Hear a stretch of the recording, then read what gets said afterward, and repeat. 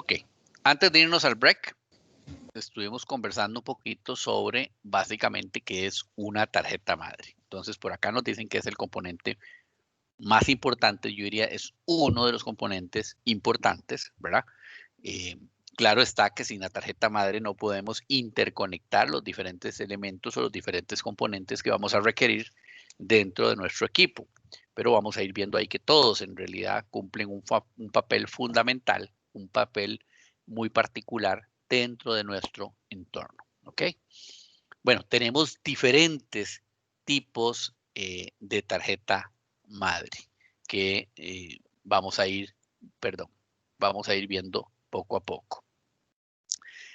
Las tarjetas madres AT, ¿verdad? Básicamente eran usadas por computadoras con procesadores 386 y 486. Tenían tamaño, diríamos, uno miniatura y tamaño completo. Estas eran unas de las primeras tarjetas madres que nosotros podíamos encontrar y podemos encontrar todavía. Yo he encontrado equipos que tienen ese tipo de tarjeta madre, ¿verdad? Sumamente importante. ¿Por qué creen ustedes que necesitamos de alguna manera tratar de identificarlas? Ahora, esto no significa que nos vamos a volver acá en nuestro curso un experto en tarjetas madres y con solo verlas, ¿verdad? Ya yo me voy a dar cuenta, mira, este era el componente que tenía una AT, una ATX o una ITX, etcétera, etcétera. No, de eso no se trata, ¿verdad? Pero sí se trata de tener el conocimiento, o tener las bases como para decir nosotros, bueno, existen diferentes y por qué es que tenemos que utilizar diferentes. Entonces es importante por ahí, ¿verdad? Vamos a ver un poquito las ATX. Se diferenciaban un poquito, ¿verdad? De las AT en la forma que estas placas permitían el intercambio de partes que nosotros teníamos conectadas. A mí en especial esta tarjeta me llamaba mucho la atención porque era como una tarjeta un poco más, yo diría un poquito como más futurista, sus accesorios se veían un poquito más acomodados, ¿verdad? O se ven un poquito más acomodados. Repito, todavía tenemos computadoras que son utilizables utilizando este tipo de tarjetas. Las BTX proporcionan un camino más recto al flujo del aire con menos dificultades. En pocas palabras, son tarjetas un poquito menos o que producen menos calor, ¿verdad? Que son menos calientes y obviamente eso implica una mejor capacidad de enfriamiento, lo cual siempre va a ser una opción muy buena.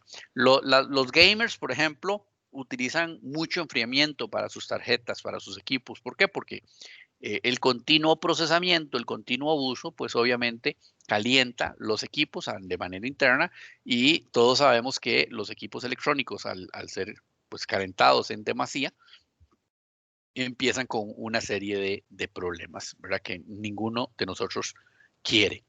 Las mini ITX también se pueden enfriar fácilmente debido a su arquitectura de bajo consumo de energía. Están diseñadas para consumir muy poca energía eléctrica, ¿verdad? Que es básicamente, yo diría que el mayor de los problemas, porque donde tenemos electricidad probablemente tengamos el calentamiento. No sé si alguno quiera aportar algo a lo que estamos conversando en este momento.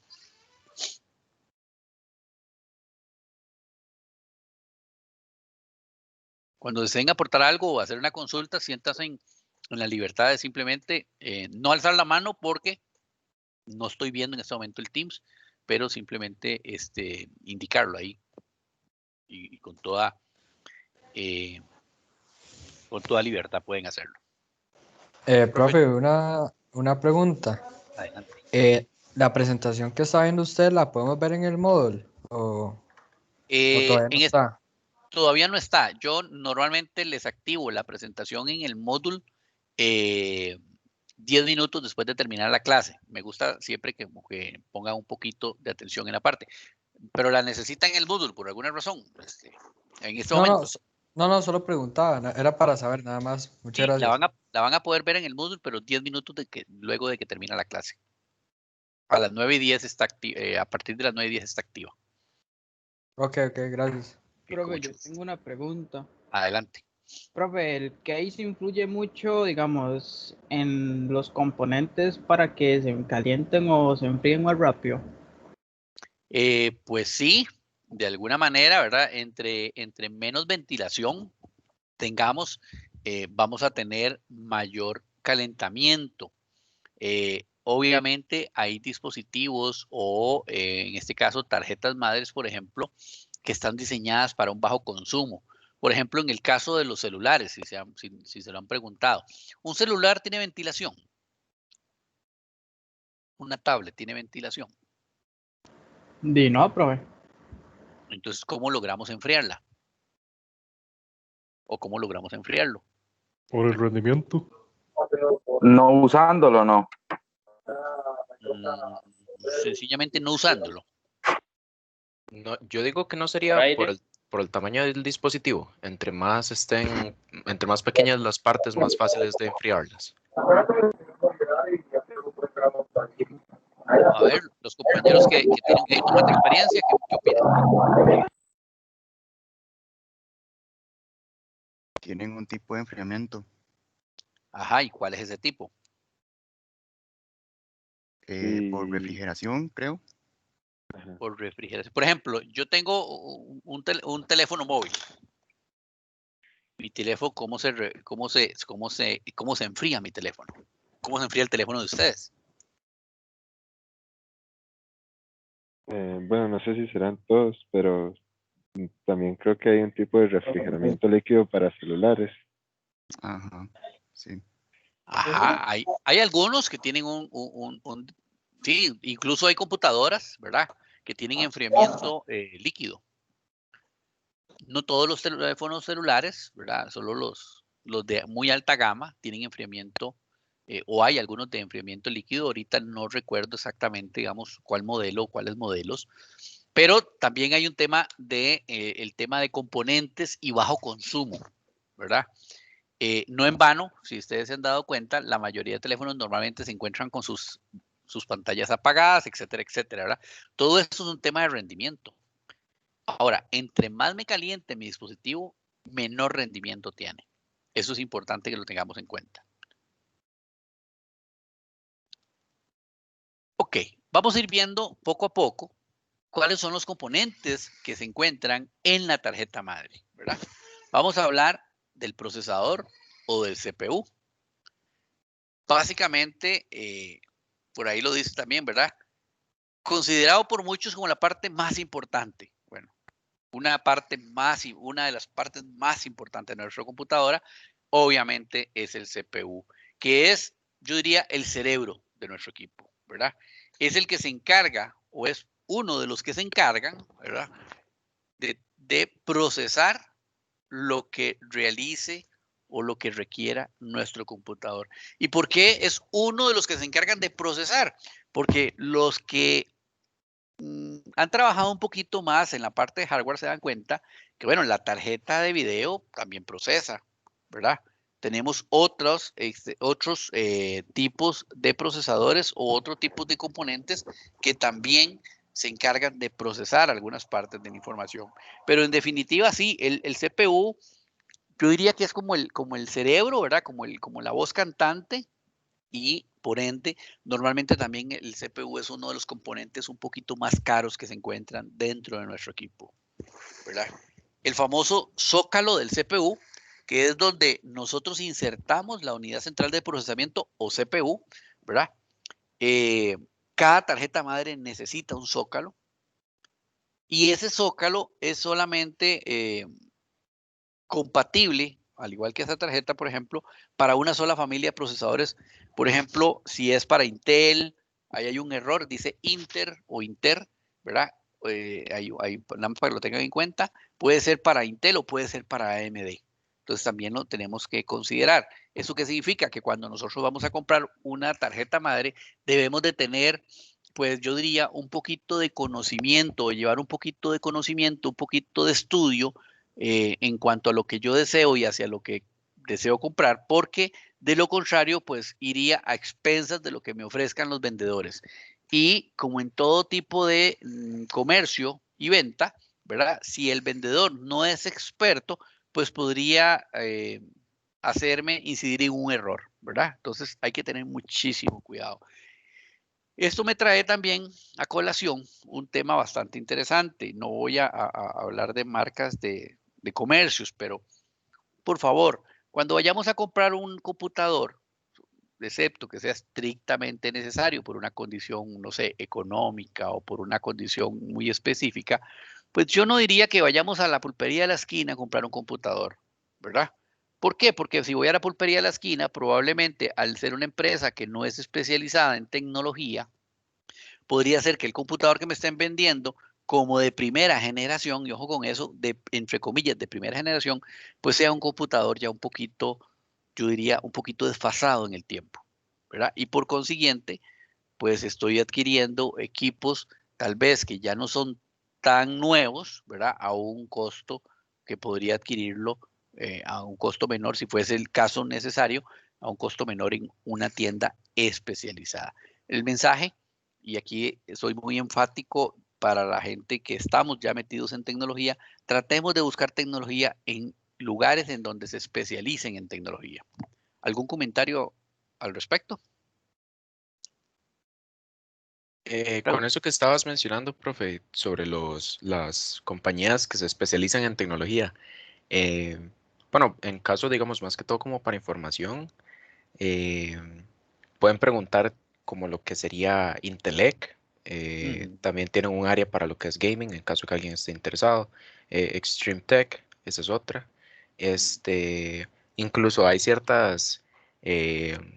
hay ciertas páginas que uno se encuentra en redes sociales en donde usted puede preguntar, mandar un mensaje y ellos te van asesorando en qué es lo que puedes, lo que puedes usar. También está ATEC, que esa es otra también.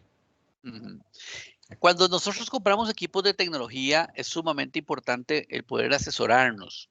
¿Por qué? Porque la tecnología es muy cambiante. Día a día, pues salen nuevos modelos, nuevas características, ¿verdad? E incluso es bastante interesante. A mí frecuentemente me dicen alumnos, profe, vea, me voy a comprar un equipo, ¿qué me recomienda? Y la pregunta es muy amplia, porque la respuesta es extremadamente amplia, ¿verdad? La respuesta depende. Depende de cuánto dinero tenga, depende de para qué lo quiero, depende de para qué eh, o bajo qué condiciones va a trabajar mi equipo, etcétera, etcétera, etcétera. La respuesta no es tan sencilla, ¿verdad? Yo siempre le digo a la gente, mire, usted quiere un equipo, ok, está bien, ¿para qué lo quiere? ¿Cuánto dinero tiene? ¿Y cuáles son las posibilidades de adquirirlo? ¿Verdad? Desgraciadamente en Costa Rica, pues todo nos es un poquito oneroso, ¿verdad? Y los equipos de cómputo no dejan de ser.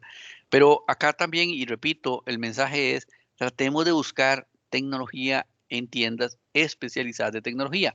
Y por qué no, como lo bien acaba de decir el compañero, ¿verdad? A mí a veces no me gusta explicar mucho o indicar mucho marcas, ¿verdad? Pero pues a veces toca. Pero entonces busquemos asesoría en tiendas de renombre o en compañías de renombre. Y en Internet hoy por hoy, pues encontramos, ¿verdad? Es muy sencillo buscar, por ejemplo, top 10 de marcas de computadora, top 10 de, por ejemplo, dispositivos, equipo especializado para gamers, equipo especializado para arquitectura, que es muy común. Por ejemplo, yo tengo una hija arquitecta y ella recientemente compró un equipo y entonces me dice, papi, bueno, ¿cuál es el equipo que usted me recomienda para arquitectura? Que yo que necesito hacer A, B y C. Bueno, tengo que decirlo, mi recomendación fue hacia una eh, arquitectura diferente a la que estamos acostumbrados, ¿verdad? Y luego en concreto le dije este modelo y me dijo, ah, no, pero es que eso vale mucho dinero. Ah, bueno, está bien, entonces tenemos una limitante de dinero. Claro, es que los pesadillos de arquitectura, los programas de arquitectura son pesadillos. Yo tengo un Sí, cuñado también que es ingeniero civil, y estuvimos buscándole computadora y ocupaba bastante, pedía. sí pide mucho requerimiento, precisamente porque pues ellos, el tema de las imágenes, ¿verdad? Y todo este asunto, entonces va a depender mucho, va a depender primero, yo diría, número uno, la necesidad. O sea, ¿qué es lo que yo necesito realmente? Y número dos, la parte económica. Va a sonar extraño, porque muchas veces la gente me dice a mí, bueno, primero lo económico. Y yo, no, primero, porque usted no puede, a ver, usted no puede comprar una máquina que al final no le vaya a servir, porque entonces está desperdiciando su dinero, ¿verdad? Entonces, si usted necesita una máquina y no tiene la cantidad de dinero suficiente, tiene que tomar una decisión. Pospongo la compra hasta que pueda tener el dinero necesario o pues me aventuro a ver cómo me va, ¿verdad? Entonces, por eso no me gusta poner como el dinero como primera opción o primer requisito a tomar en cuenta a la hora de adquirir un equipo. Bueno, continuando, ranuras de expansión. Son otras ranuras que permiten al usuario agregar otras funcionalidades, ¿verdad? Insertando, ¿qué? Tarjetas, como por ejemplo una tarjeta video, sonido o de red. Por ejemplo, cuando nosotros compramos un desktop, especialmente para la gente que le gusta, hay gente que le gusta tener desktop. Yo tengo amigos que me dicen, a mí no me gustan las portátiles, porque son muy incómodas, el teclado está pegado, la pantalla, etcétera, etcétera. Todo está junto. Se me daña un componente interno y pierdo la computadora, mientras que si yo tengo un desktop y se me daña la tarjeta video que está integrada, pues le compro una tarjeta externa o una tarjeta adicional y se la puedo conectar en una ranura de expansión y sigo funcionando. Entonces sí, bueno, no dejan de tener razón, ¿verdad? Desde ese punto de vista, los desktop y los servidores tienen algunas características importantes que no me las va a permitir tan fácilmente las portátiles, ¿verdad?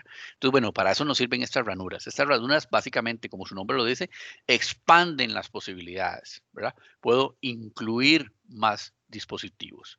Luego tenemos ranuras de memoria, en donde, ¿qué vamos a hacer acá? Bueno, normalmente lo que vamos a conectar ahí son las memorias RAM. Evidentemente, dependiendo del modelo de la tarjeta madre, ¿verdad? Y todas las especificaciones y características de esta tarjeta, yo voy a utilizar mayor o menor cantidad de memoria RAM y de algún tipo de memoria RAM específica. Las memorias RAM tenemos diferentes familias. Normalmente las más comunes son las DDR, las DDR2, las 3 y la 4. Son como las más comunes. Evidentemente en el mercado podemos encontrar otros tipos de memorias RAM más especializadas. Incluso hay dispositivos que se generan con arquitecturas más especializadas que tienen otro tipo de memoria. Pero también es importante. Cuando compramos memoria RAM, bueno, definitivamente, si vamos a comprar memoria RAM, necesitamos forzosamente saber cuál es la tarjeta madre a la cual le vamos a incorporar esa memoria RAM. Requerimos tener claridad en ese aspecto, porque de lo contrario, pues estaríamos comprando una memoria RAM, ¿verdad? Que no deja de costar su dinero y no vamos a poder utilizarla, ¿verdad?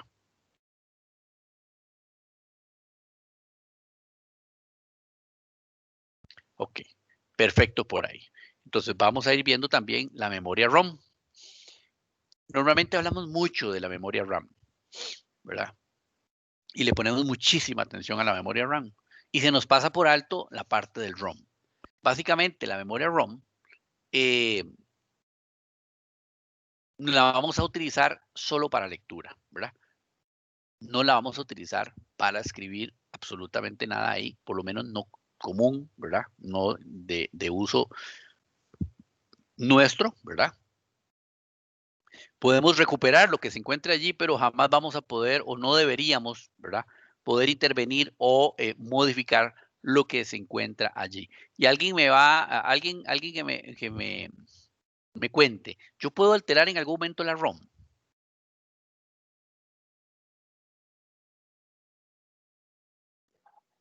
Yo creo que no. Y ahí dice que es solo para lectura y no escritura, entonces tal vez la modificación no sea como muy sencilla. Tal vez sí se puede hacer, a ver, fijo se puede, pero tal vez no sea como sencillón. Normalmente no lo vamos a hacer, ¿verdad? Normalmente no lo vamos a hacer, pero sí se puede hacer. Especialmente la gente que trabaja más en electrónica, ¿verdad? Están más abocados a esta cosa. Sin embargo, normalmente nosotros no tenemos acceso a poder cambiarla. En muy pocos casos, ¿verdad? Por razones muy particulares puede ser que sea requerido, pero cuando es requerido necesitamos la asistencia yo diría la inducción, ¿verdad? Específica del fabricante. Entonces, no es común que alguien vaya a modificar la memoria ROM y si fuese estrictamente necesario, tampoco es común que lo hagamos nosotros, para que lo tengamos ahí en cuenta. Profe, ¿y en qué casos puede ser necesario hacer una modificación de la misma? En un defecto que haya sido gestado directamente desde fábrica. ¿Dónde vemos este tipo de cosas? Probablemente cuando nosotros compramos una máquina, ¿verdad? Una PC, una portátil, una PC, un teléfono, etcétera, probablemente si hay algún error en la memoria ROM, pues va a pasar desapercibido, el proveedor no se va a comunicar con nosotros, etcétera, etcétera. Pero, y vamos a irnos a otro mundo que se conoce como los mainframe, ¿verdad? ¿Alguien no sabe qué es un mainframe? Nope. Ok, no saben. Ok. Básicamente, a mí me gusta utilizar la analogía. Un mainframe es un servidor con hormonas, ¿verdad? Lo alimentaron muy bien desde chiquitico y tiene muchísima capacidad. Cuando hablamos de servidores, vamos a ver un poquito, vamos a devolvernos un poquito. ¿Para qué me sirve a mí una PC? Bueno, para hacer trabajos de oficina, trabajos de casa, procesamiento, todos los procesadores, todos los computadores procesan, ¿verdad? Pero ¿para qué compro yo una PC? Normalmente para hacer un trabajo, pues puedo hacer programación, puedo hacer procesamiento de imágenes, etcétera, etcétera, etcétera, ¿verdad? Los servidores, en contraparte, ¿para qué me sirven? Para procesar gran cantidad de información, para hacer almacenamiento, para hacer gestión dentro de una empresa. Bueno, hay alguien que puede tener un servidor en su casa también, un servidor de video, por ejemplo. Bueno, hace gestión del video, etcétera, etcétera. Hay empresas que por su característica, porque son empresas un poquito grandes, necesitan mayor capacidad. Entonces, el mejor ejemplo es lo siguiente. Yo puedo agarrar un carrito, ¿verdad? 4x2 y llevarlo a la montaña. Si la calle está más o menos accesible, probablemente puedo subir en un camino de lastre, un camino de barro, y puede ser que sufra un poquito, ¿verdad? Pero puedo agarrar un 4x4, ojalá aquellos Land Rover viejos, ¿verdad? Le pongo ganas a mi 4x4 y probablemente el carrito no sufra mucho. Igual me pasa con los servidores. Yo puedo agarrar un servidor, un desktop y montarle un sistema operativo de servidor, que más adelante nos vamos a dar cuenta para los que no saben qué significa esto. Y puede ser que mi desktop funciona bien, ¿verdad? ¿Por qué? Porque mi desktop tal vez tiene un procesador con 8 núcleos, etcétera, etcétera, ¿verdad? Puede virtualizar, pero no está hecho para trabajar 24/7. Un equipo común, normal, una portátil o un desktop, no está hecho para que 365 días al año trabaje 24 horas, 7 días a la semana, ¿verdad? No está hecho para eso. Tarde o temprano el equipo va a empezar a darnos un menor rendimiento, se va a ir desgastando y evidentemente vamos a darle tal vez un fin, ¿verdad? Muy rápido. Pero un servidor no. Un servidor tiene características, por ejemplo, la memoria RAM está construida de diferente manera, los procesadores que tiene son diferentes, el chasis, o sea, el hardware es completamente más robusto. Algunos servidores tienen dualidad, por ejemplo, de fuentes de poder, tienen tecnología de hot swapping, que significa que si una de las piezas se me daña, puedo quitarla en caliente sin apagar mi servidor. El sistema operativo de un server tiene características diferentes a las de un desktop, etcétera, etcétera, etcétera. Igual nos pasa con el mainframe. El mainframe tiene características de servidor, pero con mayores prestaciones. ¿Qué significa esto? Significa que, por ejemplo, probablemente tenga muchísimas más memoria RAM.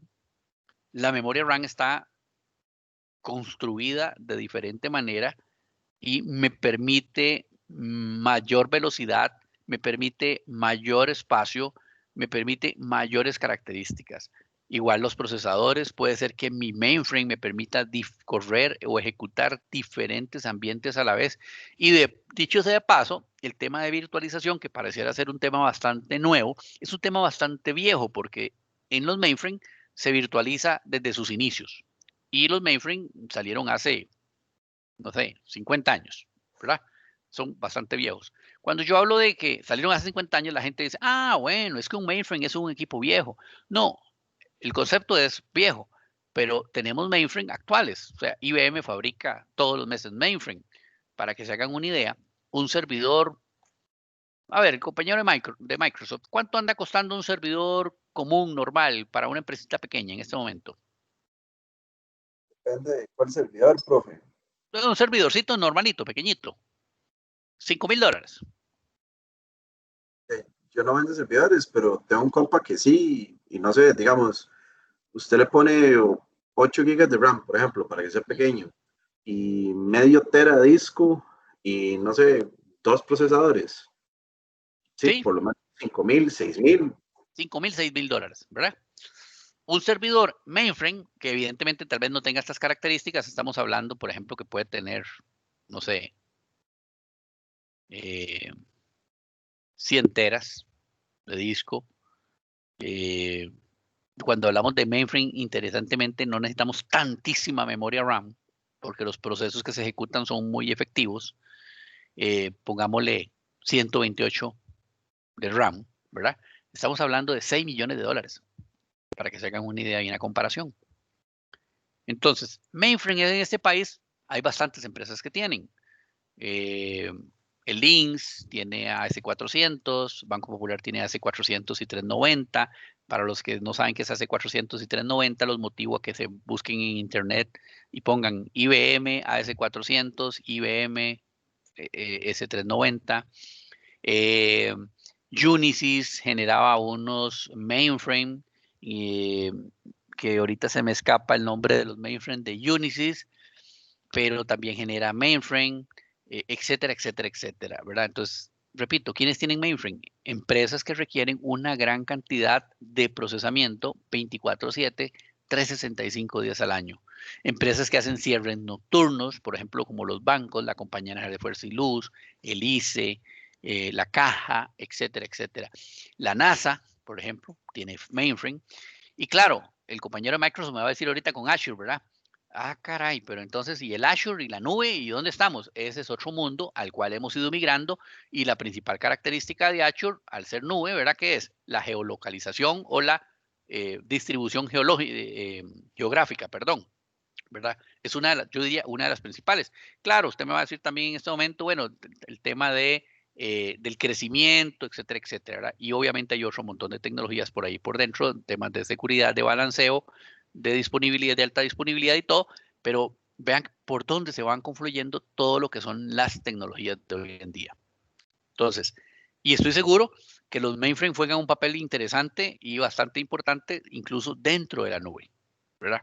Son equipos altamente especializados y por consiguiente también bastante costosos. Entonces, no es normal que yo toque una ROM, que ahí fue donde empezó la conversación, pero existen los casos en los cuales previo y bajo tutela normalmente de el desarrollador o la compañía que genera la ROM, ¿verdad? Se puede hacer. Ok. Tenemos conectores. Bueno, ¿qué son los conectores? Al final nos sirven ahí para poder hacer la parte de los puertos de entrada y salida, ¿verdad? ¿Qué son los puertos de entrada y salida? Normalmente son los puertos que tenemos detrás de nuestro computador, aunque algunos los traen al frente y algunos otros he visto ahora de lado también. Va a ser indiferente donde dentro del chasis, ¿verdad? Dentro de la carcasa nosotros lo vayamos a encontrar. Va a depender mucho a veces del chasis y va a depender también de la tarjeta madre. Normalmente en estos conectores vamos a conectar, valga la redundancia, pues diferentes dispositivos, ¿verdad? El teclado, el mouse, el monitor, la parte de la red, los plugs para el sonido, etcétera, etcétera, etcétera. Cuanto chunchereco nos encontremos para poder conectar a nuestros computadores, normalmente vamos a tener que tener un conector que obviamente le sirva para poder interconectar a nuestro equipo, ¿verdad? Sumamente también importante. Bueno, ¿qué son los buses? ¿Verdad? Los buses básicamente son las pistas por donde viaja la información, ¿verdad? En formato electrónico o en formato eléctrico. Y atraviesan toda la tarjeta madre. Básicamente mediante los buses es donde yo transmito todas las señales, ¿verdad? De temporización y toda la información que va a pasar de un lado al otro. ¿Qué más podemos hablar un poquito ahí? Las pistas son generalmente de cobre, ¿verdad? Mientras que la base de fábrica generalmente es en resina y fibra de vidrio reforzada. Algunas cerámicas, plásticos, ¿verdad? Vienen por ahí. Y, ¿por qué no decirlo? También algunos polímetros.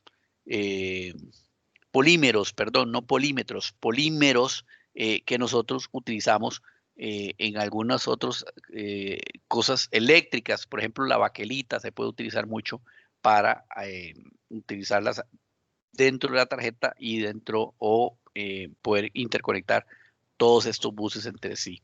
Bueno, la pilita, la famosa pilita del CMOS, ¿verdad? Es la que mantiene la corriente eléctrica o la corriente en el chip, ¿verdad?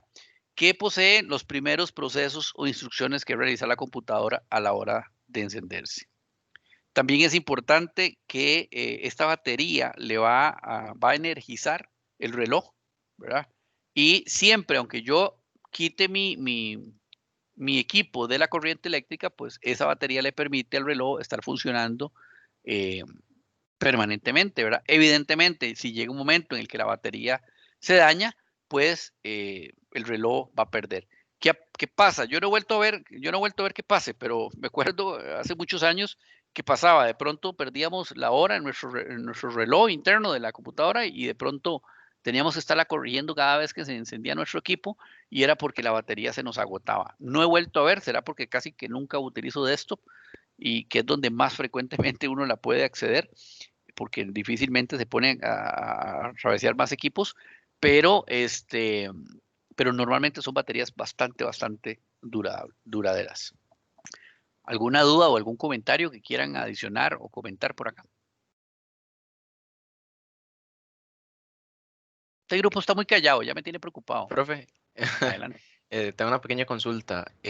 A lo que es estabas hablando de los tipos de materiales para lo de los buses. Ujú. En el caso he escuchado que ciertos dispositivos usan metal líquido. ¿Eso qué se le puede considerar? Porque no siento que sea como un bus, sino algo distinto. Realmente, digamos, un bus es cualquier medio mediante el cual yo pueda transmitir información de un lado al otro, ya sea por la parte eléctrica. Pero, por ejemplo, hace algunos días estuve leyendo una información sobre una de las primeras computadoras cuánticas que se están desarrollando, Ujú. ¿verdad? Y estoy transmitiendo información. El bus no transmite impulsos electrónicos o impulsos eléctricos, Ok, ¿verdad? Pero sí hay un bus. ya, ok. Ok, perfecto. Gracias. Con mucho gusto.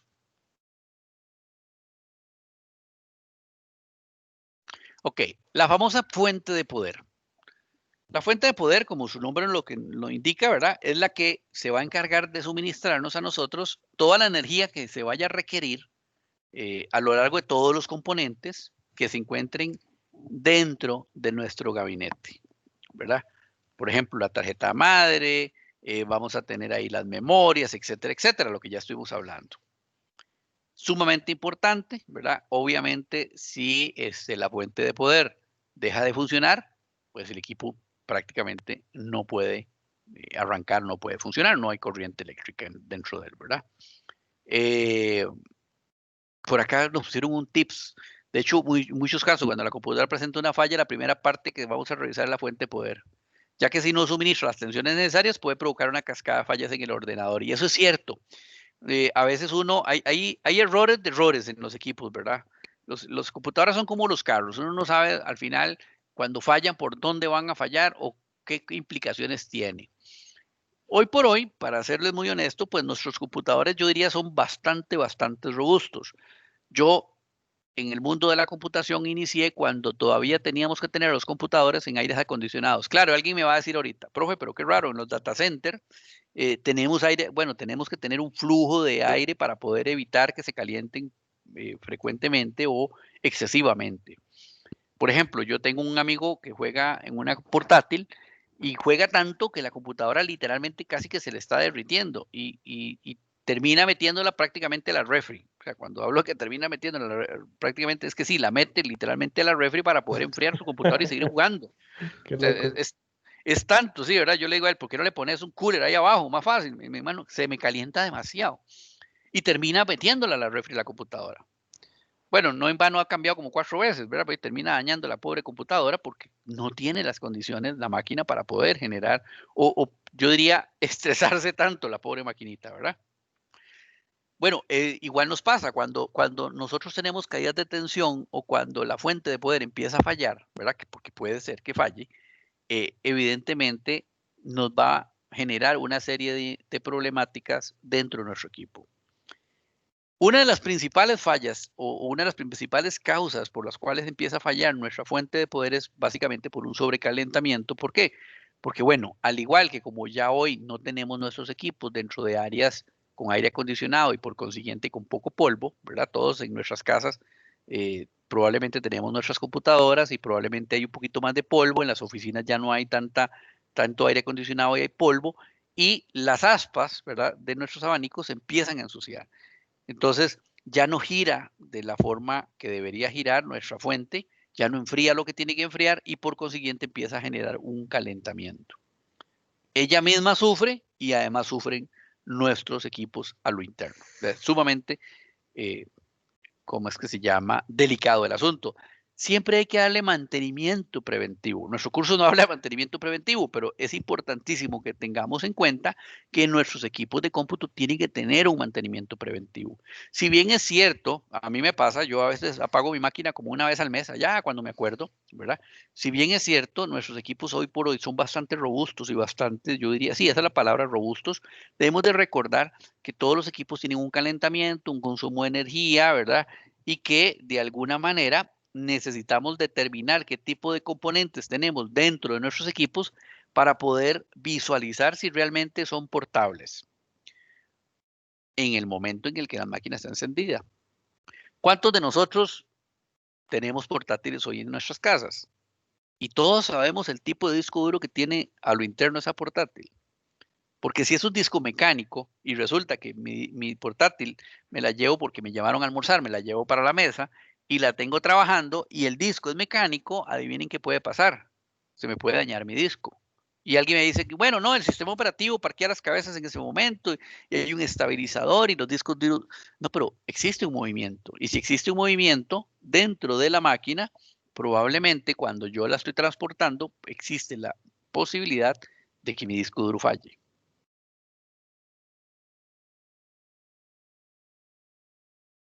Vean que es complejo el tema, por ejemplo, de la portabilidad. No porque sea una máquina, una computadora, ¿verdad? Portátil, simplemente yo la puedo mover para arriba y para abajo. Pasa lo mismo. ¿Ustedes han dado cuenta ustedes el grado el porcentaje de falla que nos producen estos discos que todo el mundo anda en la calle para arriba y para abajo, los portables, los externos? ¿Por qué será que nos fallan tanto? Por el mismo tema de que suelen moverse mucho y no están como hechos para eso. No están hechos para eso. La gente dice, muchas veces la gente dice que son muy malos. No, no son malos. Es que nadie nos ha dicho que mientras el disco esté trabajando, yo puedo andar sacudiéndolo por todo lado. Sí, de hecho están los discos también de estado sólido, ¿verdad? Que son los que se usan ahora en productos como de alta gama. Pero correcto. Sí, como usted indicaba anteriormente, todo tiene su precio, ¿verdad? Claro. Son bien caros los de estado sólido. Y que ahora son relativamente accesibles, porque cuando yo compré esta portátil, por ejemplo, era bastante cara. Además, se lo voy a decir, yo compré esta máquina hace tal vez unos 5 años. Y esta máquina me costó un poquito más de $3,000. Y el disco que traía era de estado sólido de 512, que dichosamente nunca lo he llenado, ¿verdad? En Mac, yo creo que ellos tienen un contrato con el Lucifer, porque yo no sé cómo hacen, pero funcionan muy bien. Y el mío era de estado sólido de 512 y nunca he necesitado en mi máquina más de 512 de espacio, ¿verdad? Más de 512 gigas. Pero en ese tiempo, si yo quería poner uno de 1 tera, era impagable. O sea, el costo era como de $5,000, una cosa así la máquina. Y aparte hoy no. Que estás pagando marca ahí para Mac, ¿verdad? Compatible. Sí, pero vale la pena. Valía la pena y sigue valiéndola, definitivamente. La arquitectura de Mac es una arquitectura bastante interesante. Y yo sé que tenemos detractores y hay gente que tal vez no va a compartir mi criterio y aquí podemos tener todo un debate. Pero yo creo que la arquitectura de Mac es bastante interesante en la mayoría y en el mejor de los casos, ¿verdad? Porque también he visto casos donde las Mac salen malas, ¿verdad? Pero desde el punto de vista de arquitectura, yo no le veo problema. Por ejemplo, yo he tenido máquinas, especialmente Dell. He tenido por haber unas 4 modelos de Dell, que para mí es excelente, no me quejo. La garantía es soñada, absoluta, ¿verdad? Es más, se la recomiendo. Cuando compren una Dell, compren la garantía Total Care y se dan de problemas, experiencias. A mí se me cayó una Dell, se me partió en 2 y me la llegaron y me la repusieron sin ningún problema. Cero problemas. Dejé vencer la garantía. Al día siguiente llamé porque tenía un problemita y nadie me contestó el teléfono.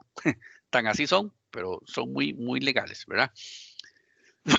Pero la Dell, digamos que pasé de, no sé, ya no me acuerdo, digamos, de Windows, supongo que de Windows 7 a Windows 8, Windows ya 10 y ya sentí el problema, ¿verdad? Ya el rendimiento se vino abajo.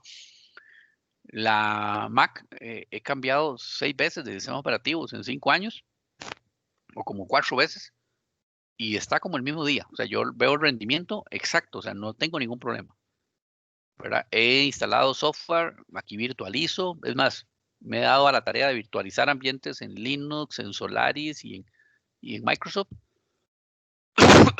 Perdón. Y cero problema. Entonces, desde el punto de vista de arquitectura, para mí es superior normalmente a la otra. Y eso que esta Mac es arquitectura de Intel, ¿verdad?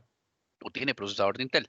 No es ni siquiera el procesador de Apple, porque en ese momento no estaban haciendo ya el procesador de ellos, que ahora lo retomaron nuevamente. Pero bueno, eso es como dicen, un duende de otro cuento y luego podemos tener una charla referente a eso. Entonces, volviendo al tema, la fuente de poder, la que nos da la potencia. Adelante. Con respecto a lo del disco sólido, o sea, según yo, eso no se usa para casos específicos, digamos.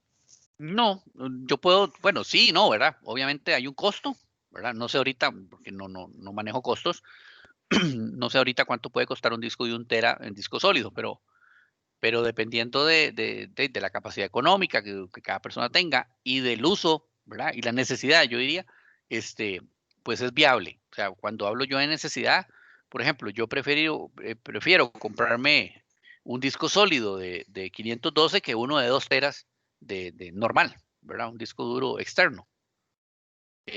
Por un digamos, tema de confiabilidad.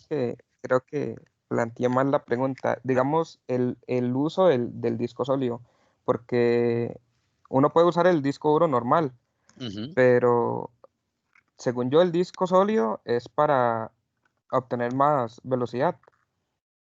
Pues en realidad tiene más velocidad en el tanto, al final es una llave, es como una llave USB. Entonces el acceso es mucho más rápido. Es que se podría decir que es como menos mecánico, ¿verdad? Porque todavía de hecho, perdón. Dale, profe, sí. No, dale, perdón. Ese tema de que un disco normal es un disquito que sigue dando vueltas y que lo lee, tengo entendido, ¿verdad? Sí, claro. Y los de estado sólido ya es una cosa más de, supongo que voy a aplicar un conocimiento nuevo que adquirí hoy, tiene buses de por medio ahí que hacen que la información fluya más rápido. Sí, es que no hay componentes mecánicos internos. Bueno, no sé, creo que sí, si a alguien no le molesta tener disco duro, la velocidad no le afecta mucho, pero digamos, en mi caso uso un disco sólido de como 240 para el sistema operativo y para juegos y cosas así uso el disco duro, que no necesito que sea tan rápido para eso, pero cada quien lo usa pues como lo ocupe, ¿no? Bueno, ve qué interesante, porque por ejemplo, cuando yo hablo de juegos, ¿verdad? Yo necesito mucha rapidez, porque yo subo mucho material o mucho dato, lo subo a la memoria RAM.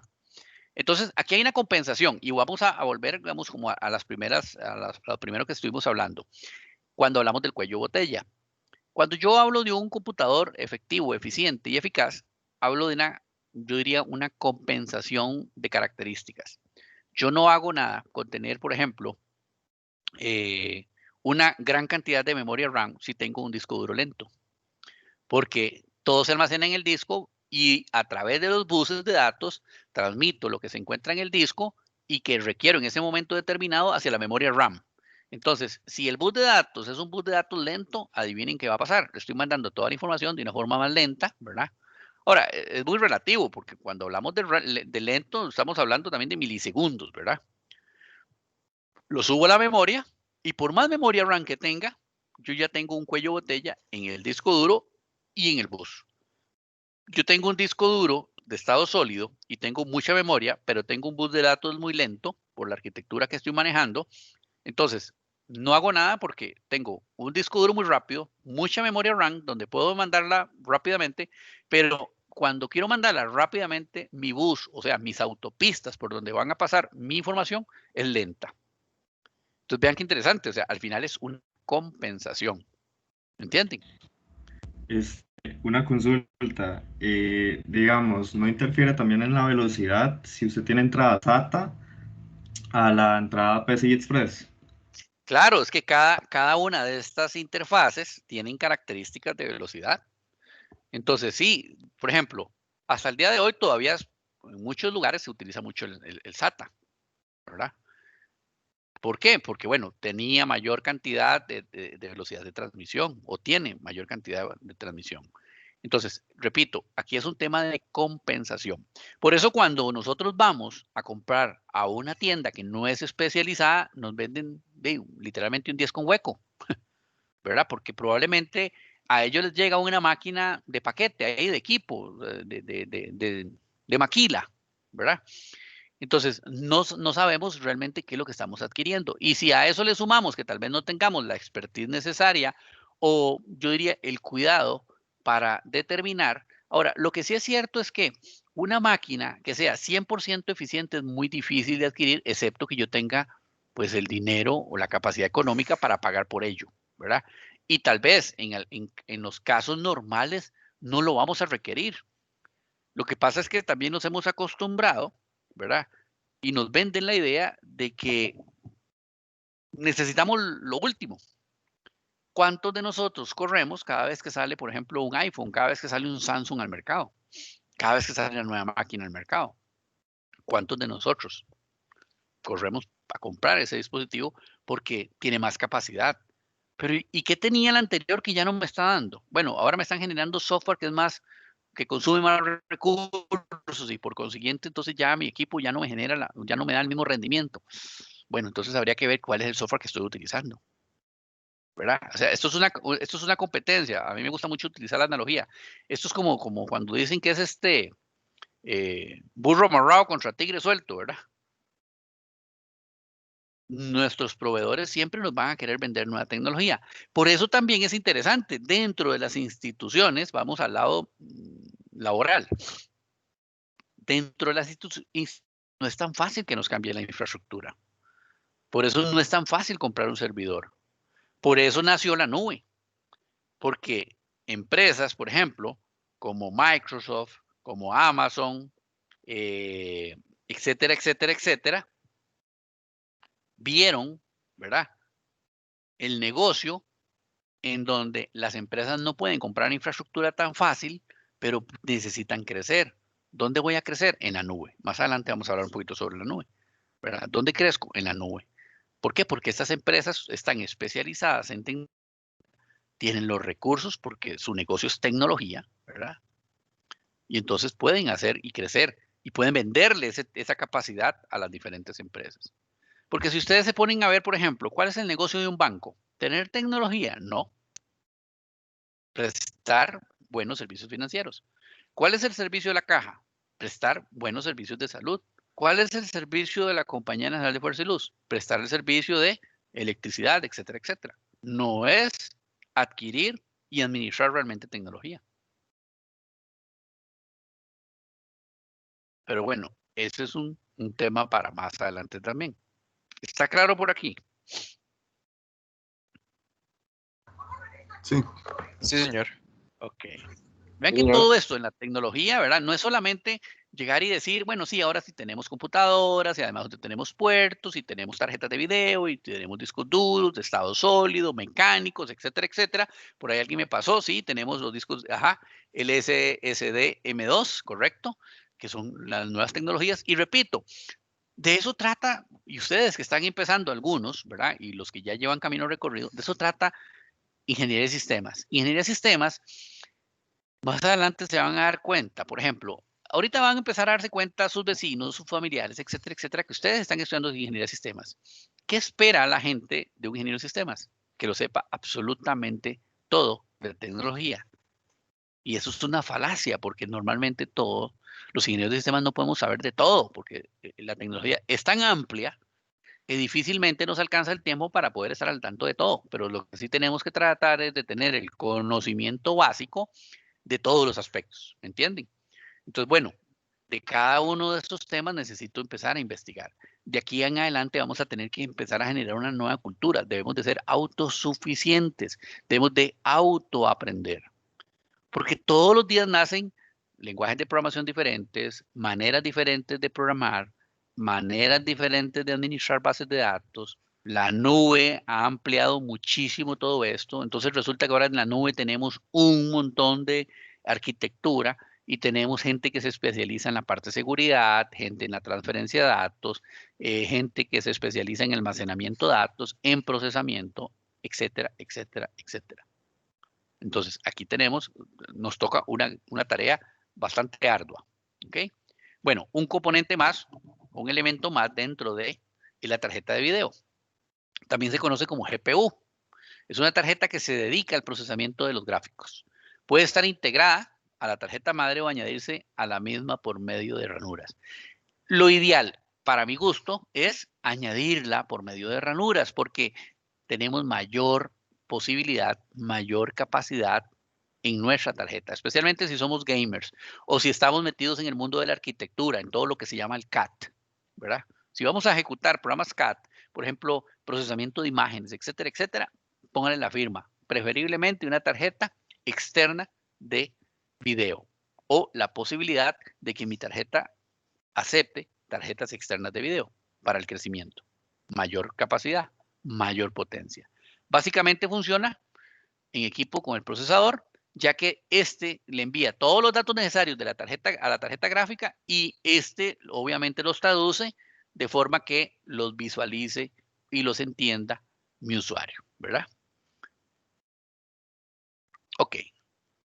Tenemos un montón de periféricos, chécheres dentro de nuestro equipo o para nuestro equipo. Rápidamente, porque yo sé que la mayoría conocemos todo esto. El teclado, ¿verdad? Es un dispositivo que, de entrada, ¿para qué nos sirve? Para incluir información a través de él a nuestro equipo. Tenemos el mouse o el ratón, ¿verdad? De diferentes tipos, modelos y capacidades. Hay mouse desde que nada más nos sirven para medio recorrer y hacer un clic, y hay mouse, por ejemplo, como unos que tiene Apple que hacen mil maravillas con un montón de gestos. Más bien hay que aprenderse, casi que hay que aprenderse un lenguaje de señas para poder hablar con el pobre mouse, ¿verdad?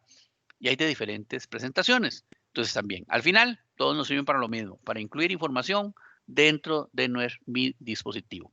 Lectores de códigos de barras, los hemos visto en la mayoría, ¿verdad? En los supermercados. Micrófonos, en este momento yo estoy utilizando uno muy parecido al que tenemos a la derecha en la parte superior, ¿verdad? Junto con audífonos, obviamente. Tenemos también cámaras web, de todo tipo de cámara web, también permite para poder incluir información. Tableros digitalizadores para hacer, por ejemplo, especialmente la parte gráfica, los dibujos, etcétera, etcétera. Lápiz ópticos, ¿verdad? Como utilizarlos como punteros. Y todos estos que tenemos por ahí son dispositivos de entrada. ¿Para qué nos sirven? Para incluir información dentro o utilizable por nuestro software, ¿verdad? Dentro de nuestro computador. ¿Hay alguna duda o algún comentario que quieran hacer sobre dispositivos de entrada? ¿Alguno que se me haya quedado ahí botado? Me tienen asustado, están muy calladitos siempre. No, profe, no. Todo claro. Ok. Todo bien, profe. Perfecto. Entonces, continuamos rápidamente. De salida, al igual que tenemos dispositivos de entrada, tenemos dispositivos de salida. ¿Para qué nos van a servir? Para poder extraer la información, la data, ¿verdad? Lo que nosotros procesamos de nuestro computador. Bueno, el más común y corriente, nuestro monitor, ¿verdad?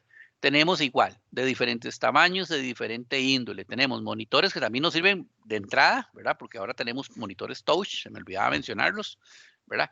Pero normalmente el más clásico es el monitor. Nos va a servir para poder manipular, perdón, visualizar, no manipular, visualizar nuestra interfase gráfica o no gráfica, ¿verdad? Porque podría ser que también nuestra interfase sea no gráfica. Tenemos evidentemente impresoras y ahora tenemos impresoras de todo tipo, de matriz de punto, todavía existen, termales, tenemos impresoras de inyección de tinta, tenemos impresoras estas de 3D, ¿verdad? Que nos permiten extraer, extrapolar la información que tenemos dentro de nuestros equipos al mundo externo. Obviamente tenemos parlantes y audífonos, ¿verdad? Y proyectores para poder visualizar todo lo que tengamos o vayamos a procesar dentro de nuestro equipo. Bueno, ¿cómo conectamos nuestros periféricos? A través de diferentes puertos. Puertos tenemos, yo diría, N, ¿verdad? Aquí tenemos básicamente 3. Los USB, que son los más conocidos, USB 2.0, USB 3.0, etcétera, etcétera, etcétera. Ahora son los, yo diría, los más comunes. Tenemos el FireWire también, ¿verdad? Que lo podemos utilizar por ahí. A veces no todos los equipos lo tienen, a veces no todo el mundo se da cuenta que está, pero existe el famoso FireWire. Tenemos puertos PCI, ¿verdad? PS2, ya ahora en realidad muy pocas portátiles los traen, ahora casi que solo los desktop es donde uno los encuentra un poquito.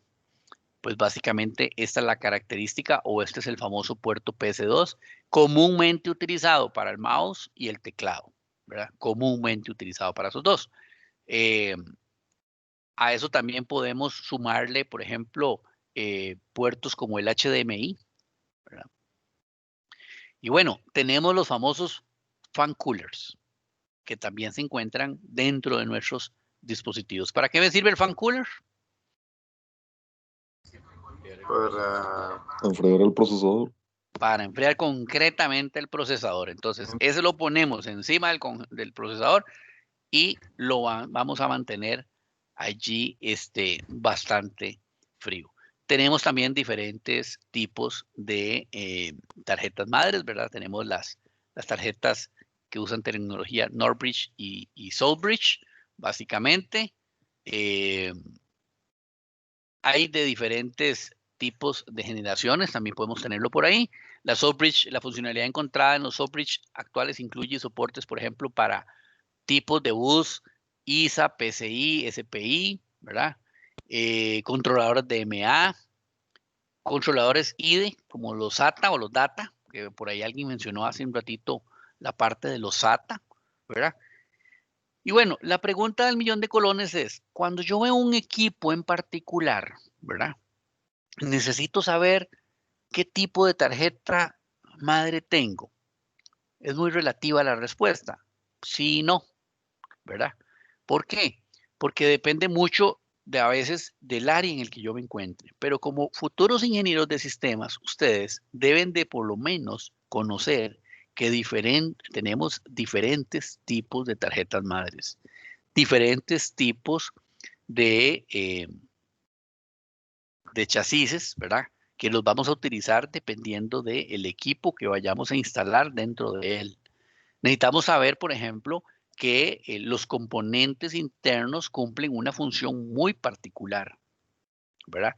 Puede ser que alguien aquí se dedique toda su vida o el resto de su vida a programar y en la vida vuelva a abrir un computador. Pero como futuro ingeniero de sistemas necesitamos por lo menos tener las bases suficientes para podernos dar cuenta de qué componentes tenemos dentro de nuestro equipo. Entonces, bueno, a esta diapositiva que tenemos por acá nos resume bastante todas las características, todos los elementos que están internos unos con mayor grado y otros con menor grado dentro de nuestras tarjetas madres. Entonces, entre los conectores, yo diría, o entre los elementos más importantes, por ejemplo, bueno, toda la parte del zócalo del procesador, ya hablamos del fan cooler, ya hablamos un poquito sobre los conectores de alimentación que van a conectar la tarjeta madre hacia la fuente de poder. Hablamos de ranuras de expansión que nos van a servir para poder incluir, por ejemplo, las memorias RAM. Hablamos un poquito sobre la batería, que lo que básicamente va a hacer es mantener el reloj activo de nuestra computadora, más las instrucciones del CMOS. Hablamos un poquito sobre que tenemos diferentes puertos, ¿verdad? ¿Cuáles son esos puertos? Bueno, para tarjetas, para conectores de RJ45, puertos USB, puertos paralelos, VGA, HDMI, etcétera, etcétera, etcétera. También recordar que tenemos un BIOS o un procesador o un chipcito que le llamamos el BIOS, que básicamente el BIOS lo que contiene es la información más básica para que nuestro computador pueda funcionar y arrancar. ¿Qué significa eso? Significa que cuando nosotros le metemos el botonazo, la corriente eléctrica empieza a fluir por nuestro equipo, hay una instrucción muy básica que le dice, bueno, usted tiene tanta memoria, tiene discos duros, tiene tal procesador, etcétera, etcétera, etcétera, y entonces ponen alerta, como cuando nosotros abrimos los ojos, nuestro cerebro nos dice, ok, levántese, usted tiene pies, tiene manos, tiene deditos, etcétera, etcétera, levántese, camine, eso es lo mismo que hace la BIOS, ¿verdad? Importantísimo también por ahí. Vamos a ver. ¿Qué más podemos hablar por ahí? Ajá, adelante. Es el post, es una señal de 12 voltios que básicamente puede despertar la máquina. Correcto, es como wake up, ¿verdad? Levántese. Exactamente, y luego de ahí ya empiezan todas las fases de boteo. Correcto, correcto. Sí, eso del post es como un indicador, es como cuando la mamá de nosotros nos decía arriba, todo el mundo arriba, ¿verdad? Eso es importante también que lo tengamos ahí en cuenta. Entonces, esa es como la manera en la que un equipo básicamente arranca. Más adelante también vamos a ver un poquito más ahí sobre el tema. ¿Hay alguna duda o algún comentario hasta el momento? Profe, más que todo, lo que tengo dudas con lo que es el SATA y el otro tipo. No sé si eso lo vamos a ver más adelante o... Sí, o vamos eso a es... verlo también un poquito más adelante. Ah, ok, ok. Entonces probablemente mis preguntas serán para cuando ya estemos en esa lección. Profe, a lo largo de la carrera, ¿hay alguna, por decirlo así, algún curso que sea un poco más práctico con todo este tema de componentes? Desconozco, por ejemplo, si hay algo así como un curso práctico para desarmar equipos o algo así. Por así decirlo, digamos, o mínimo, sí, algo similar, sí. Sí, realmente desconozco esa parte. Yo les voy a dejar en el campus virtual unos artículos y unos videos que les va a servir un poquito, porque en definitiva, por ejemplo, para poder ver un poco más el interior de los equipos, tenemos dos posibilidades, ¿verdad? O desarmamos un equipo, que no tenemos en este momento la posibilidad de hacerlo, y para serles muy honesto, tampoco en la universidad lo hacíamos, ¿verdad? Yo a veces llevaba, por ejemplo, algún disco duro o tal vez llevaba alguna máquina en la tarjeta madre, algunos componentes o algo así, pero no es muy frecuente que lo hagamos como que vayamos a desarmar un equipo, ¿verdad? Por razones obvias, porque se puede dañar, etcétera, etcétera. Entonces, yo sí les voy a dejar en el campus algunos videos, específicamente, por ejemplo, de algunos componentes de hardware, de cómo se reparan, etcétera, etcétera, como para que les pueda servir un poquito más de guía. Ahora, la respuesta es a la pregunta, ¿existe algún curso, por ejemplo, sí, dentro de la carrera existe algún curso que sea un poquito más práctico desde el punto de vista de desarmar equipos y todo? Creo que no. No lo tengo 100% claro, pero casi seguro que no hay. Buenísimo, muchas gracias, profe. Ok, con mucho gusto. ¿Alguna otra consulta o algún otro comentario?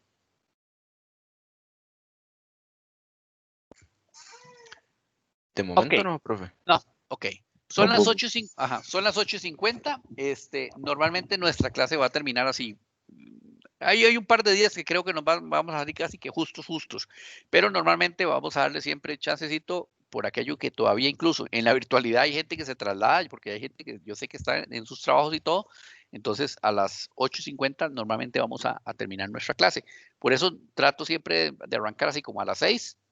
7:30 hacer el recreo, 7:45 activar y para que a las 8:50, 8:55 máximo ya estemos concluyendo con nuestra clase para evitar que cualquier compañero que necesite trasladarse del lugar tenga algún inconveniente. Entonces, si no hay más dudas, si no hay más comentarios, creo que por acá estaríamos hoy y no me queda más que desearles un bonito fin de semana. Yo les activo dentro de unos minutos la clase, o sea, todo lo que hemos visto, y en cuanto los videos terminen de subir, bueno, de bajarse más bien, perdón, y yo de subirlos, se los publico también en el campus. Buenísimo, profe. Muchas gracias. Hasta luego, compañeros. Feliz fin de semana. Hasta luego. Y gracias por venir, profe. Muchas gracias. Hasta luego. Pasen buenas noches. Gracias, profe. Buenas noches. Buenas noches. Profe, Buenas noches.